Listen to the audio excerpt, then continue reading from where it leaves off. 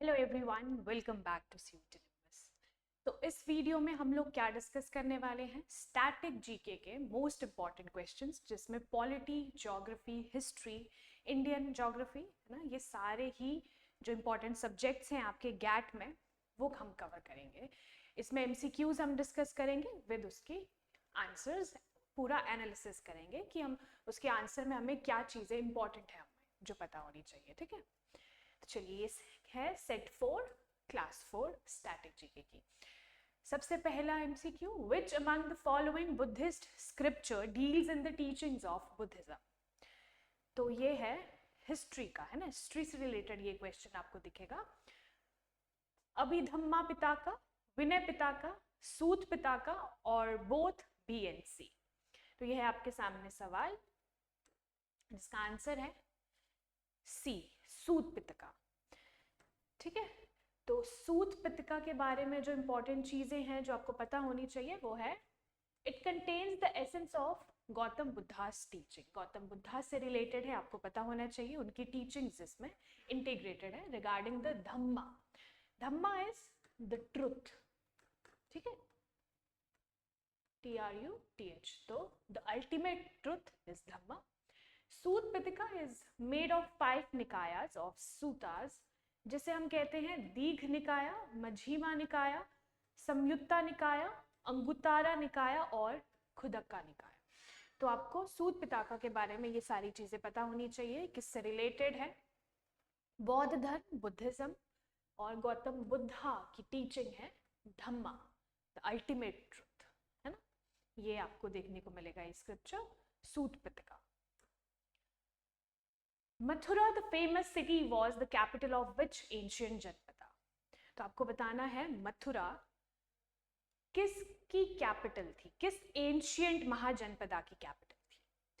पंचाल, काशी, कुरु और सुरसेन। तो आपको बताना है इनमें से कौन सा ऐसा महाजनपदा है, एंशियंट महाजनपदा, जिसकी मथुरा कैपिटल थी। Your answer is D, Surasena. देखिए मथुरा को अगर हम मैप में देखें, ये है इंडिया का मैप, और यहाँ पे आपको देखने को मिलेगा मथुरा इन यूपी। ये यहाँ से यूपी वाला एरिया आता है ना, उत्तर प्रदेश। तो ये है मथुरा, और एक कैपिटल थी सुरसेना महाजनपदा की। ठीक है, next is the gold coins issue during the reign of Chandragupta Vikramaditya were known as dinar, couch, archer और छत्र। तो इन चारों में से आपको सही आंसर बताना है जो गोल्ड कॉइन इशू किए गए थे during the reign of Chandragupta Vikramaditya. हम अगर सही आंसर इसका देखेंगे दैट इज दिनार। ठीक है, दिनार ये ऐसे गोल्ड कॉइन्स थे, आपको देखने को मिलेगा ये। ठीक है, ये है दिनारा। तो ये आपने ध्यान रखना है, स्टैटिक जीके का पोर्शन है, हिस्ट्री से रिलेटेड है, तो आपको एज इट इज ही याद रखना है। Then who said that Gandhi may die but Gandhism shall remain forever? आपको ये बताना है, Gandhi may die but Gandhism shall remain forever, ये किसके वर्ड्स थे। महात्मा गांधी, जवाहरलाल नेहरू, सुभाष चंद्र बोस और रविंद्रनाथ टैगोर। तो इनमें से आपको सही आंसर बताना है। Correct answer is a, Mahatma Gandhi, है ना। महात्मा गांधी जी ने ही कहा था, कब, कराची सेशन में, 1931 के कराची सेशन में महात्मा गांधी जी ने ये वर्ड्स कहे थे, ध्यान रखेंगे। और कराची सेशन कब हुआ था, 1931 में, ये भी आपने ध्यान रखना है। जो भी फैक्ट्स आपको एक्स्ट्रा यहाँ से पता चल रहे हैं इस एमसीक्यू के अलावा, वो भी आपने नोट डाउन कर लेंगे। By which name the main branch of river Ganga is known as in Bangladesh? Bangladesh में गंगा की जो मेन ब्रांच आती है क्या कहलाती है, किस नाम से जानी जाती है। जमुना, पद्मा, मेघना और कालिंदी। आपको सही आंसर बताना है। तो ये जानी जाती है पद्मा नाम से बांग्लादेश में। देखिए ये है गंगा रिवर, ये आपको गंगा रिवर का पूरा फ्लो देखने को मिलेगा, ये this is Ganga river.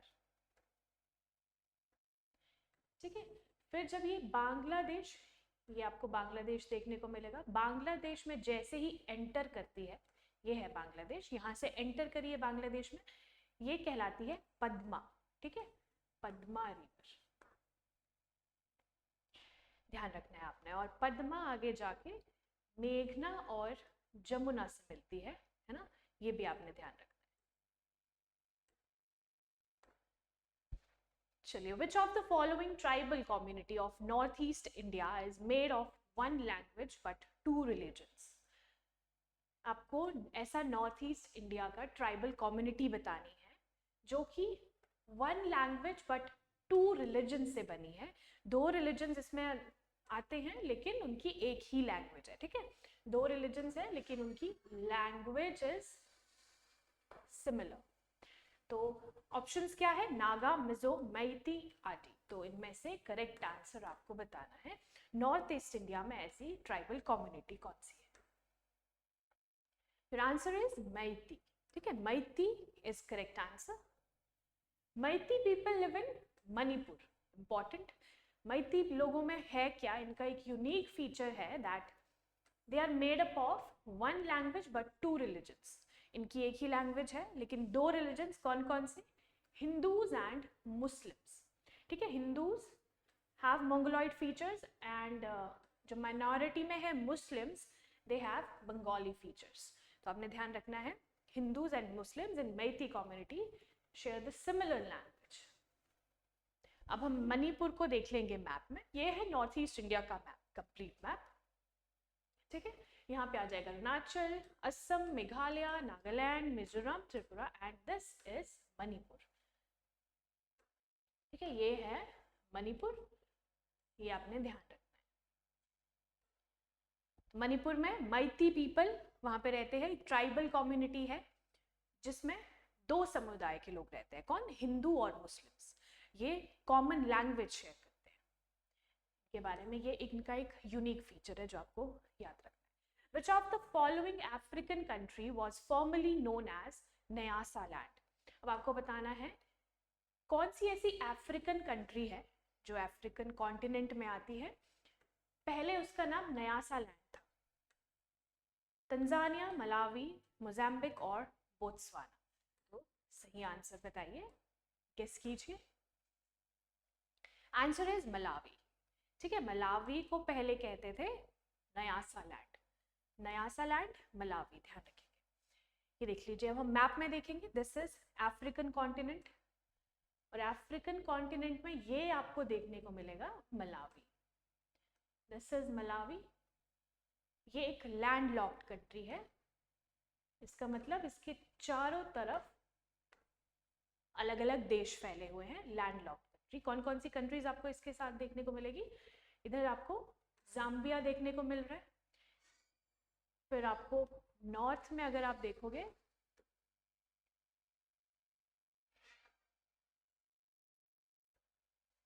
Malawi, अगर आप वेस्ट में देखोगे तो जाम्बिया आपको देखने को मिलेगा, नॉर्थ में तंजानिया देखने को मिल रहा है ना, इधर Mozambique, Mozambique, Zambia and Tanzania. तो ध्यान रखना है, landlocked country Malawi, Lilongwe is the capital.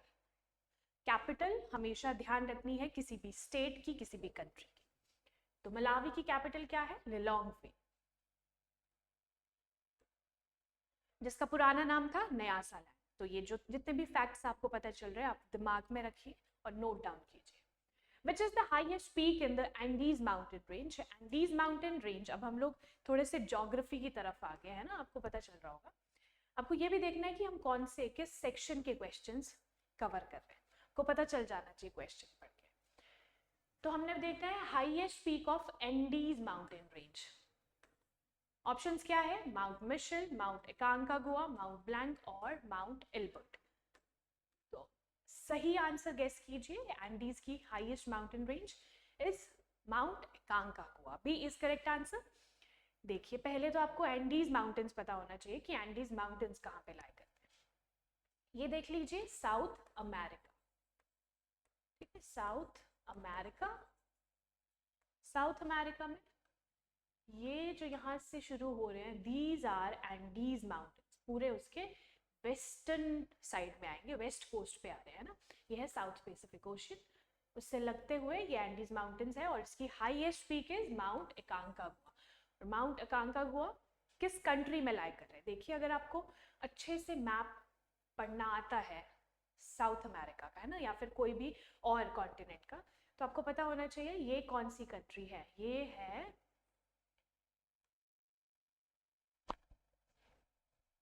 यहाँ पे आपको ब्राजील देखने को मिलेगा। ठीक है, इंपॉर्टेंट कुछ कंट्रीज हैं जो कि आपको पता होना चाहिए।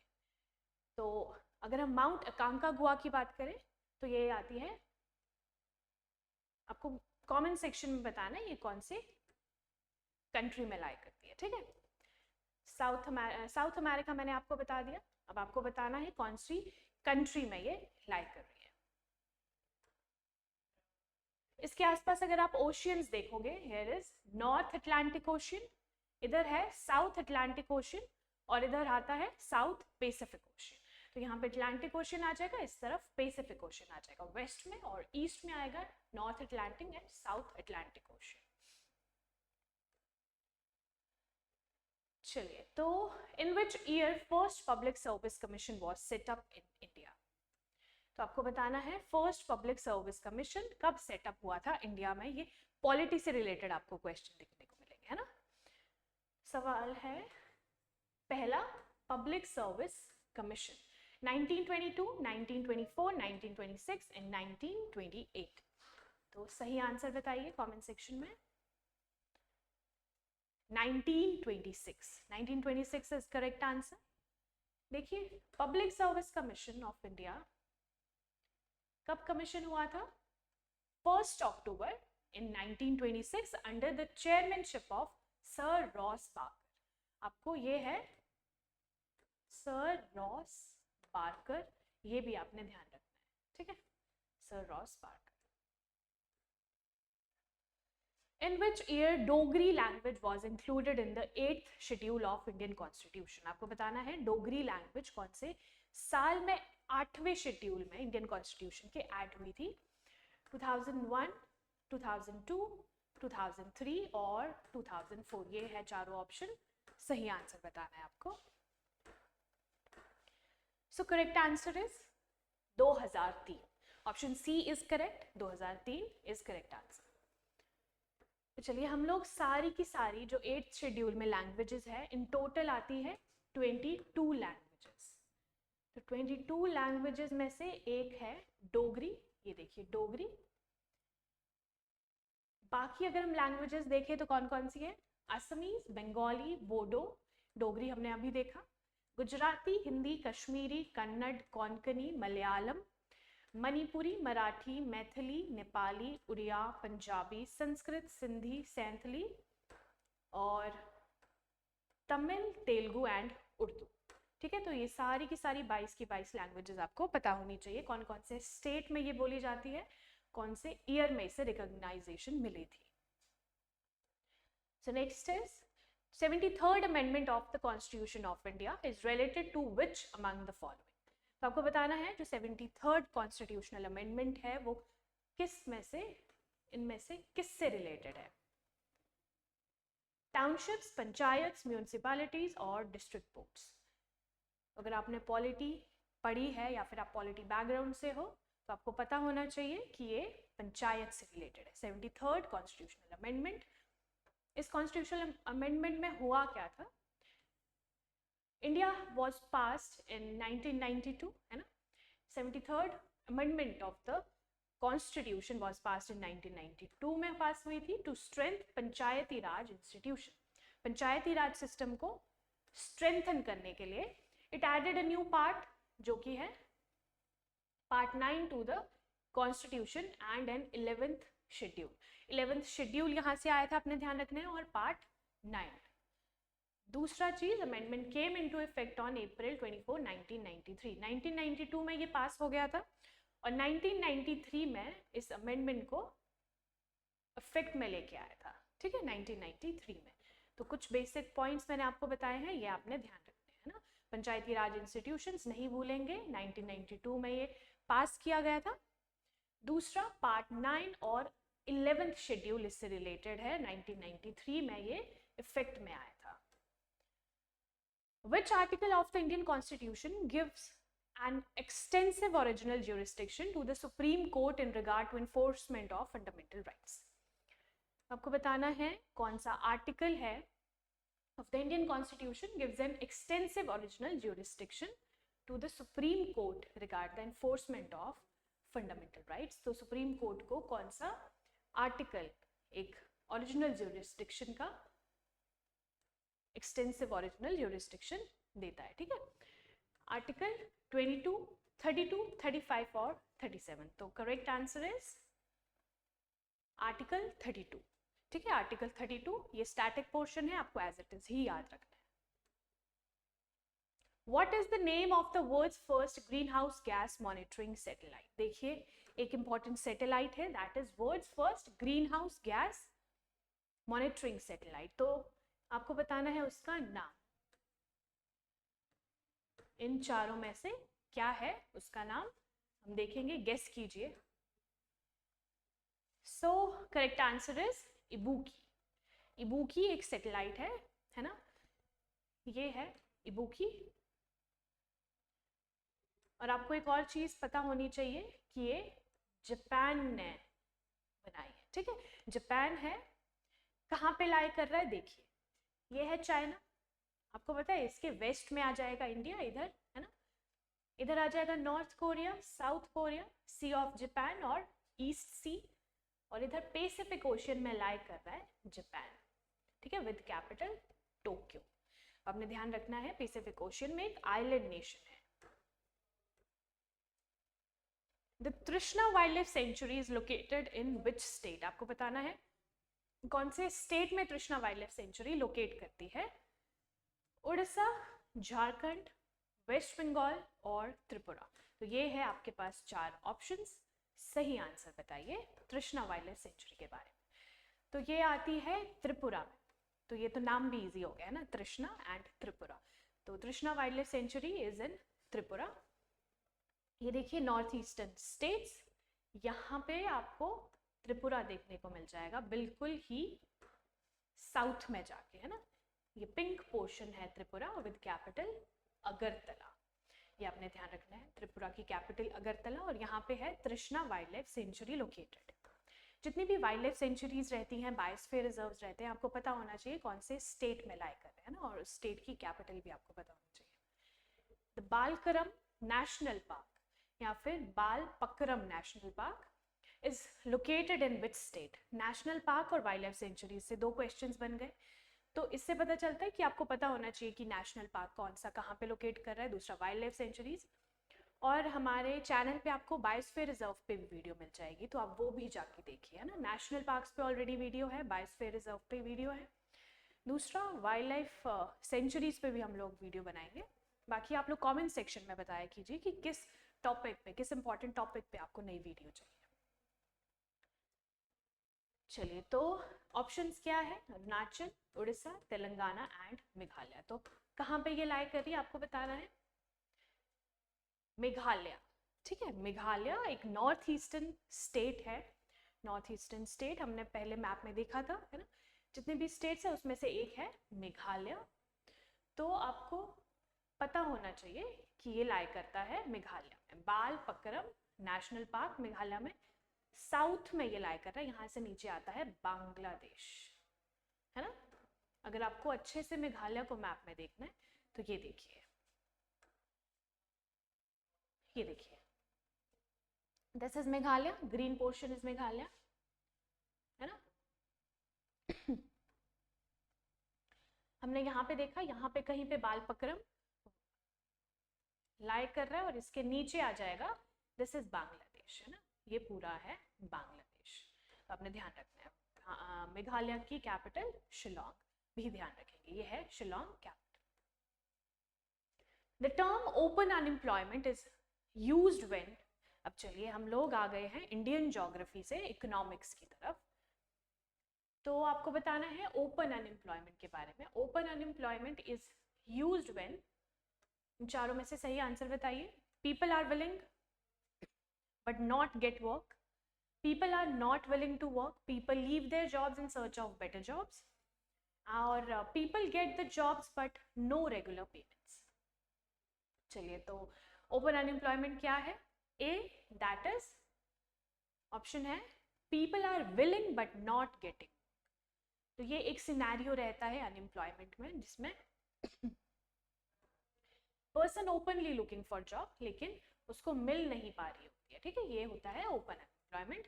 General case of unemployment where person is willing to work and have the capability to work but is not able to find the job, या फिर आप कह सकते हो opportunities are not there, work opportunities are not there, आप ये भी कह सकते हो, है ना, लैक ऑफ वर्क अपॉर्चुनिटीज। बहुत सारे टाइप्स होते हैं अनएम्प्लॉयमेंट के, तो आपको सारे पता होने चाहिए। उनमें से एक टाइप है open unemployment. An inquiry into the nature and causes of the wealth of nations is a book published by, किसकी बुक है ये आपको बताना है, J.M. Keynes, Adam Smith, Bertil Ohlin और विलियम स्टैनली डिवॉल्स।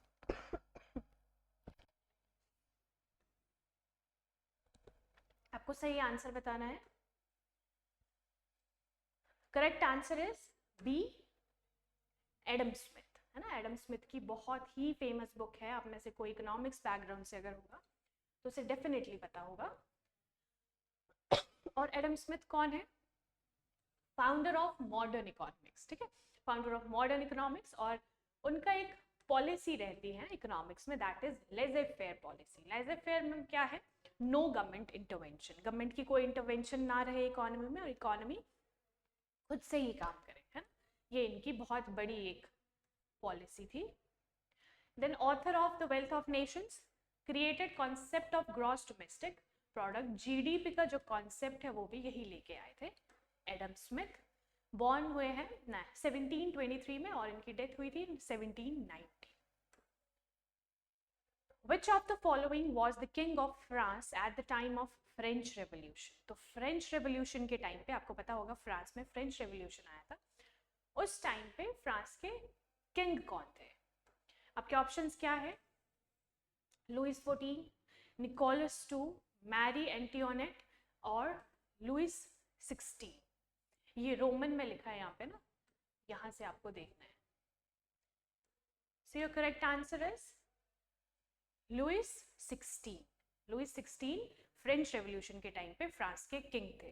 देखिए फ्रेंच रेवोल्यूशन में बेसिकली हुआ क्या था, वहां से मोनार्की को हटा दिया गया था और वहां पे एक नया पॉलिटिकल सिस्टम स्टार्ट कर दिया गया था ना। मोनार्की होता है किंग रूल, किंग रूल को हटा दिया गया था, है ना, उसको एक्सपेल कर दिया गया और वहां पे नया पॉलिटिकल सिस्टम इंस्टॉल कर दिया गया था ना, अपना दिया गया था लोगों के द्वारा। Great economic depression happened in which of the following years? आपको बताना है ग्रेट इकोनॉमिक डिप्रेशन जो आया था वर्ल्ड वाइड वो कौन से ईयर में आया था। आपके ऑप्शंस क्या है? 1926, 1929, 1927 और 1938। So correct answer is 1929। B is correct answer, 1929। देखिए ग्रेट डिप्रेशन में बेसिकली हुआ क्या था, यूएसए से ग्रेट डिप्रेशन शुरू हुआ था। वहां पे पहले तो आप एक चीज ध्यान रखोगे, वहां पे इन्फ्लेशन आपको अगर पता हो that is general rise in prices, जो प्राइसेस होते हैं उसमें इंक्रीज हो जाना, लेकिन वहां पे क्या हुआ था इसका उल्टा, दैट इज डिफ्लेशन। डिफ्लेशन हो गया था, है ना, बहुत ही कम हो गए थे प्राइसेस। दूसरा डिफ्लेशन के कारण दूसरा और था एग्रीकल्चरल जो प्रोड्यूस था बहुत ज़्यादा हो गया था, वो बहुत ज़्यादा बढ़ गया था एग्रीकल्चर, एक्सेसिव एग्रीकल्चरल प्रोडक्शन हो गई थी। और भी बहुत सारे इसके फैक्टर्स थे ग्रेट डिप्रेशन के, जैसे मनी सप्लाई बढ़ गया था इकोनॉमी में। तो ये सारे कुछ फैक्टर्स थे ग्रेट डिप्रेशन के यूएसए में 1929 से 1939 तक ये चला था। Which among the following is the largest island in the Indian Ocean?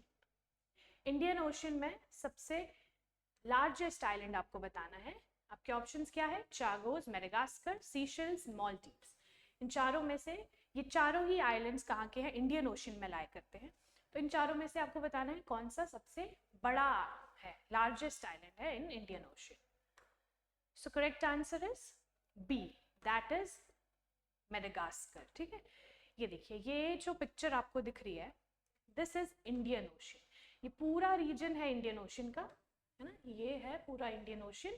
यहाँ पे आपको इंडिया देखने को मिल जाएगा, यहाँ पे आपको अफ्रीकन कॉन्टिनेंट देखने को मिल जाएगा, इस तरफ आ जाएगा साउथ ईस्ट एशिया। ठीक है, साउथ ईस्ट एशिया आ गया, इधर आ गया ऑस्ट्रेलिया।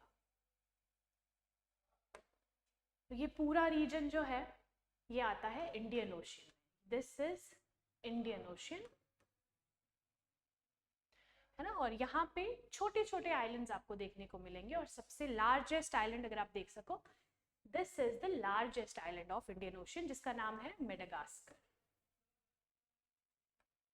ध्यान रखना है आपने, है ना, जितने भी आइलैंड नेशन है उनमें से सबसे बड़ा है मेडागास्कर इन इंडियन ओशन। तो देखिए, ये थे हमारे स्टैटिक जीके के क्वेश्चंस, बहुत ही इंपॉर्टेंट जो क्वेश्चंस है। ये पूरी सीरीज चल रही है, अगर आपने पुरानी सीरीज नहीं देखी, पुरानी क्लासेस नहीं देखी है स्टैटिक जीके की, वो भी आप जाके देखिए। बहुत ही इंटरेस्टिंग क्वेश्चंस है, आपको मज़ा आएगा। और जैसे हम लोग पूरा मैप वर्क करते हैं उसमें तो आपको और भी ज़्यादा मज़ा आएगा, है ना। आपको कल को पता होगा कि हाँ, यहाँ पे अगर इंडियन ओशन की बात करें तो आप आसपास आपको पता चल जाएगा कौन कौन सी कंट्रीज है। एग्जाम्पल मैं बता रही हूँ, जैसे कि और भी हमने देखा कि मणिपुर हमने देखा इस पूरी वीडियो में, उसकी कैपिटल हमने देख ली, वहाँ पे कौन सा बायोस्फीयर रिजर्व है, वाइल्ड सेंचुरी है ना। तो ऐसे छोटे छोटे क्वेश्चंस जो है हम लोग स्टैटिक जीके में कवर करते हैं। पॉलिटी, ज्योग्राफी, हिस्ट्री और एंशियंट जो हिस्ट्री रहती है या फिर वर्ल्ड हिस्ट्री रहती है, उसके भी कुछ क्वेश्चंस हम लोग इसमें कवर करते हैं। आपके अपकमिंग एग्जाम के लिए बहुत ज़्यादा इंपॉर्टेंट है, जो आप CUET 2025 अभी देने वाले हो, है ना। तो उस पर्पज़ से हम लोग ये पूरी सीरीज़ चला रहे हैं, तो आप लोगों के लिए बेनिफिशियल है, आप लोगों के लिए ही है, तो आप लोग ज़रूर देखें, है ना। अपने दोस्तों के साथ भी शेयर कीजिए जो भी अपकमिंग एग्जाम के लिए प्रिपेयर कर रहे हैं। 2025 के लिए बहुत कम टाइम रह गया है, तो आप अच्छे से प्रिपेयर करें इसके लिए, है ना। थैंक यू सो मच, हम मिलेंगे हमारे नेक्स्ट क्लास में।